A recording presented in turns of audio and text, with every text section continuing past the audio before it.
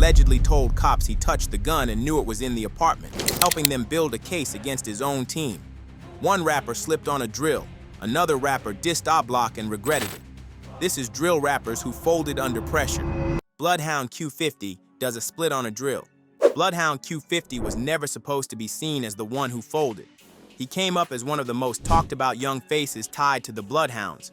Real name unknown, but known in the streets of Indiana before he relocated to Chicago to run with his cousins, Lil Jeff and J Boogie.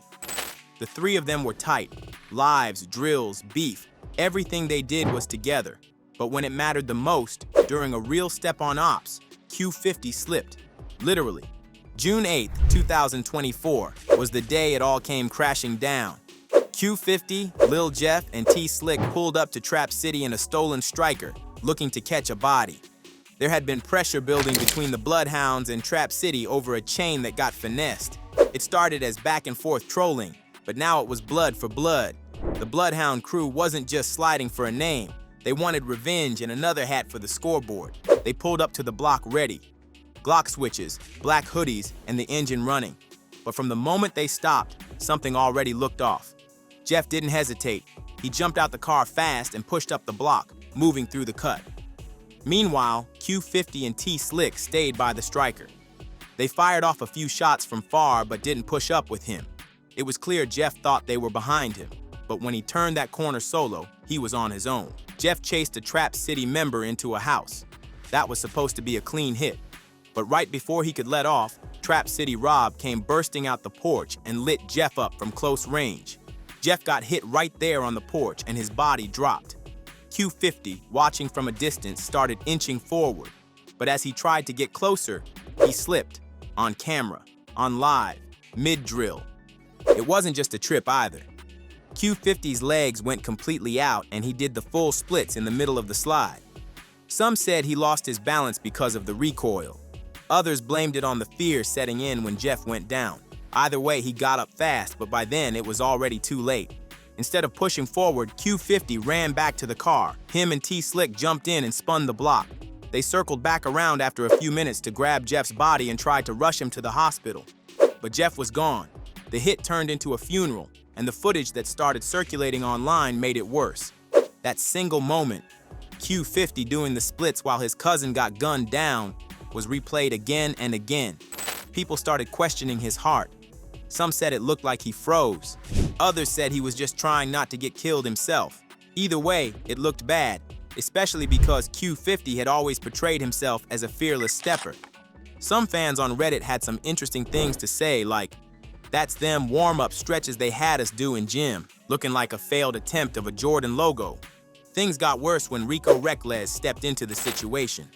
Rico was a known veteran in the Chicago drill scene and someone who had history with Lil Jeff. He respected Jeff for always standing on business.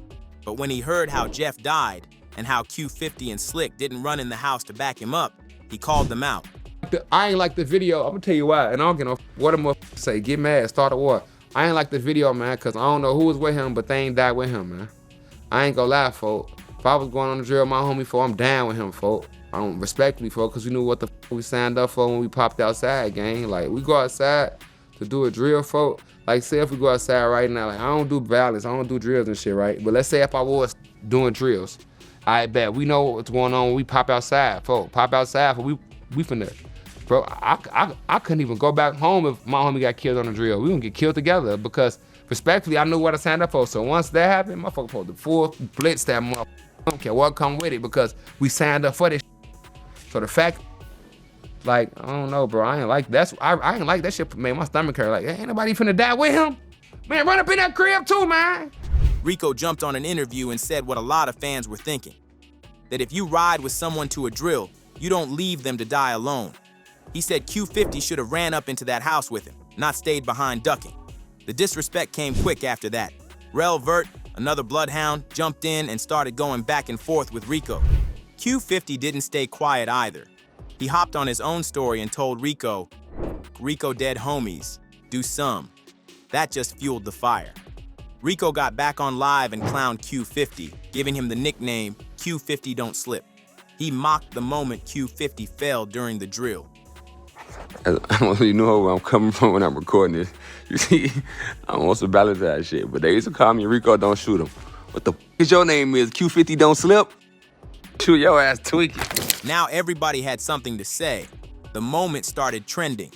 People edited the footage and put clown music over it. Some fans said it was just bad luck. Others said it showed Q50 was never really about it. Behind the scenes, rumors were flying. Some said Q50 was only with the Bloodhounds for clout, that he moved from Indiana just to be around real steppers like Jeff, that without Jeff, Q50 was just another rapper trying to look tough. And with Jeff gone, there was nobody left to vouch for him the same way. Jeff's death wasn't just another L in the streets, it was personal. Q50 and Jeff were blood, grew up together, lived together, rapped together, and when Jeff needed backup, Q50 stayed by the car and ended up on the pavement. That's something fans and ops alike never forgot. Even now, Q50 hasn't fully recovered from that moment. His music still gets views, but the energy around him isn't the same. The people who once saw him as next up now treat him like he's just another rapper who froze up when it mattered. The fall didn't just take him to the ground, it knocked his whole image down with him. But it seems he will still slide for Lil Jeff if anyone mentions him. In the song BHSTK, he raps, "Trying to mention my brother, better not, make it go viral like TikTok." Lil Jeff's death changed a lot for the Bloodhounds. T-Slick ended up catching a case for a different double murder, and Q50, he's still active, still rapping and dissing ops. Yus Gz running from a fade and dissing King Von. Yus Gz built his reputation in the New York drill scene off energy, disrespect, and loyalty to YGs. He was young, aggressive, and always in the mix when it came to dissing ops. But when pressure hit in real life, not a track or a live, things didn't go the way fans expected. It started with some stolen Zaza and ended with Yus running from his own people, making peace posts to King Von after dissing him and getting called out by some of the biggest names in the scene. The first major blow to Yus Gz's image happened during a trip to Miami with the YGZ. According to multiple sources and viral footage, while the crew was down there on vacation, Yus allegedly stole some weed from Dthang's manager. When they got back to New York, the tension followed them home. Dthang's manager wasn't letting it slide. He pulled up on Yus ready to fight, pressing him to handle it right there. But instead of standing on business, Yus folded, literally ran. Footage circulated online showing Yus Gz backing up, hands up, trying to explain his side while his own manager tried to square up. In the clip, Yus looked less like a feared drill rapper and more like someone pleading to get out of the situation without getting touched. He dipped out while his team stood around watching.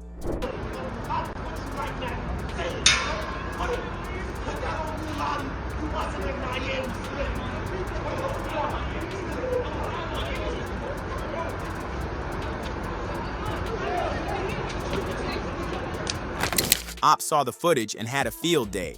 Kenzo Bala said, "Nay, I would have popped on him on bro," making it clear he wouldn't have let that slide. B-Lovey jumped in too, commenting, "Nay, this is crazy," mocking how Yus folded in front of his own people. It was a rare moment in drill where fans saw a supposed stepper ducking a fade, not from ops, but from his own manager. That moment alone was enough to hurt his credibility, but it got worse. Back in New York, the tension between Yus Gz and Oblock was heating up. It started online. Yus Gz and Shoebox Baby were going back and forth dissing each other. Shoebox Baby from Oblock had called out Yus's dead homies, violating heavy.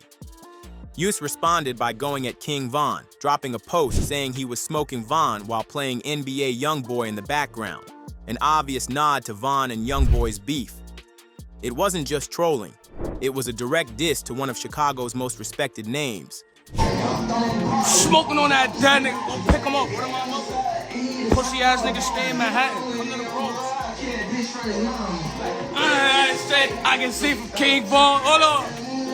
Hold on.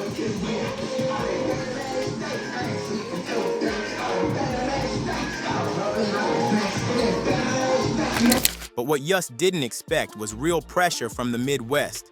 Just days after the diss, Tay Savage from Oblock posted a video in Brooklyn. In it, he was posted up in New York, telling everyone to tap in. Fans were shocked. Tay Savage is known for real stepping. If he's in Brooklyn after a diss like that, it's not for sightseeing. Oblock was outside and everyone knew who they came for. Child on one of the Bronx. Tap in, tap in. Philly, Bronx, Jersey, New York, tap in.